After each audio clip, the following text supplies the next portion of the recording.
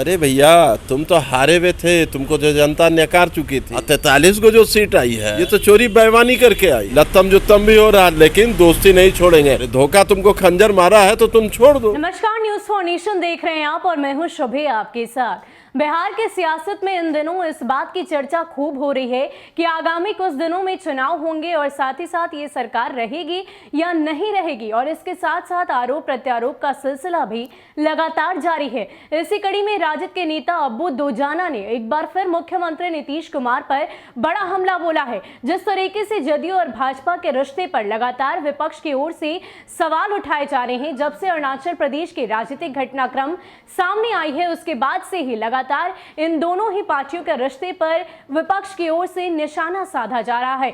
नीतीश कुमार को अलग अलग तरह के ऑफर्स दिए जा रहे हैं, उन्हें सतर्क, सचेत और साथ ही साथ ये कहा जा रहा है कि आप अपने अंतरात्मा की आवाज सुनिए।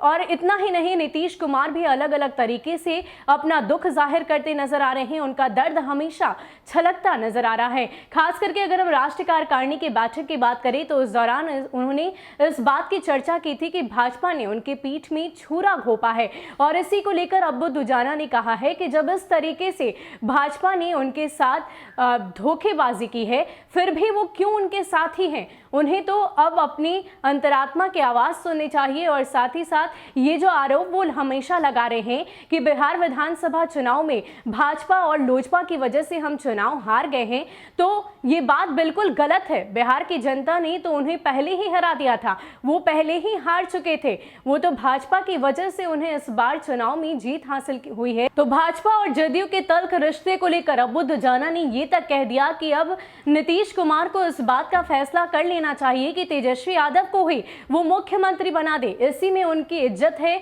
और इसी में उनकी भलाई भी है। जब इस तरीके से भाजपा उनके साथ लगातार धोखाबाजी कर रही है, वो अलग अलग तरीके से अपना दुख बयां कर रहे हैं, तो क्यों हमेशा कुर्सी की लालसा में, कुर्सी से चिपके रहने की वजह से वो भाजपा के इस धोखेबाजी को झेल रहे हैं।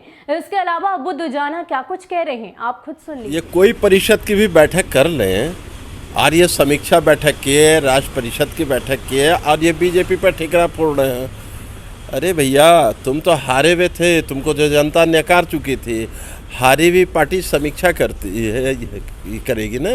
जीती हुई पार्टी तो समीक्षा नहीं करती है। ये हारे हुए हैं, ज़बरदस्ती की सरकार है, तो ये समीक्षा कर रहे हैं। हारे हुए या गलत तरीके से बेईमानी से आए हैं। अब ये बीजेपी पर ठिकरा फोड़ रहे हैं कि बीजेपी ने हरवा दिया। अरे बीजेपी क्या हरवाई है?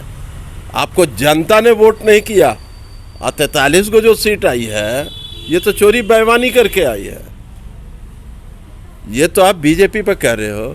अबे हिसाब इतने ही बीजेपी से तुमको है, जो बार बार कल माननीय मुख्यमंत्री जी कह रहे हैं कि कौन दोस्त कौन दुश्मन हम पहचाने नहीं। तो गाना था ना एक ठो शोले में, ये दोस्ती हम नहीं छोड़ेंगे, तो वही वाला हाल है। लत्तम जुत्तम भी हो रहा है, लेकिन दोस्ती नहीं छोड़ेंगे। कुर्सी से चिपके भी रहेंगे और गाली भी बकेंगे कि धोखेबाज है बीजेपी।